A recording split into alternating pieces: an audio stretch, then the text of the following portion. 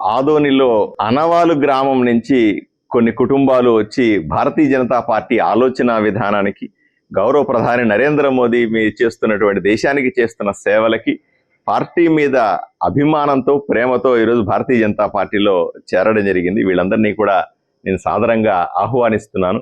పార్టీని మరింత గ్రామీణ ప్రాంతాల్లో అభివృద్ధి చెందే దిశగా, బలోపేతం చేసే దిశగా ఈ చర్యలన్నీ కూడా మాకు ఎంతగానో ఉపయోగపడతాయి. రాబోయే రోజుల్లో కర్నూలు జిల్లాలో ప్రతి గ్రామం నుంచి కూడా కార్యకర్తలు భారతీయ జనతా పార్టీలో ఉండేలాగా దానికి తగిన విధంగా చర్యలు తీసుకుంటా ఉన్నాం.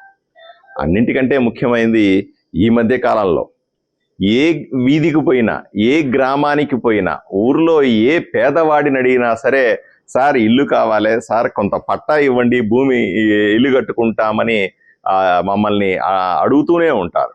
చాలా బాధగా అనిపిస్తుంది.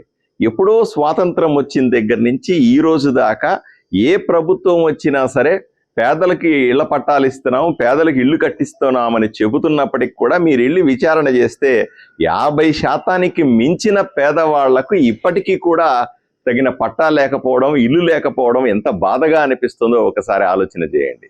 అదే సందర్భంలో ఇంకో వైపున చూస్తే, మీరు 2-3 రోజులుగా చూస్తా ఉన్నాం, మేము రెవెన్యూ అధికారులను తీసుకొని వివిధ ప్రాంతాలకు వెళ్ళి చెక్ చేస్తా ఉంటే, పట్టాల పేరు మీద మొదట దాన్ని సృష్టించుకొని, అది నిజమైన పట్టాలు కాదు, దొంగ పట్టాలు సృష్టించుకొని, దాని తర్వాత ఏదో ఒక రిజిస్ట్రేషన్ చేసినామనే ఒక దొంగ పత్రాలు సృష్టించి ఎకరాలకి ఎకరాలు గోడలు కట్టి, కొంతమంది ప్రహరీలు వేసి, కొంతమంది తోటలు వేసుకొని, కొంతమంది ఏదో రకంగా ఆక్రమించుకున్న వాళ్ళ ఎకరాలు సుమారుగా 100, 200, 300 ఎకరాలు రోజు కనపడతా ఉన్నాయి. ఎంత వ్యత్యాసం చూడండి.